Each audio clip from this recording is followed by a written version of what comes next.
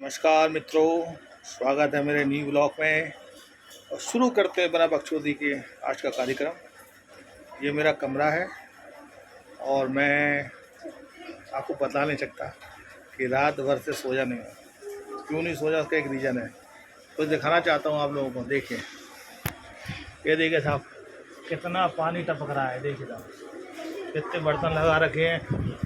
ये देखिए, ये टब पानी, ये इतनी बुरी कंडीशन हो गई भैया, मैं तो बता नहीं सकता। ये है गरीबी का हालत। ये देखिए, ऊपर से टपटपा रहा है पानी,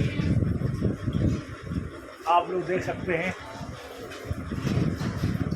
ये लगा रखे हैं और आज पानी का क्या कहना, आज इस कदर से पानी गिर रहा है कि बहुत ही तगड़े तरीके से। धन्यवाद।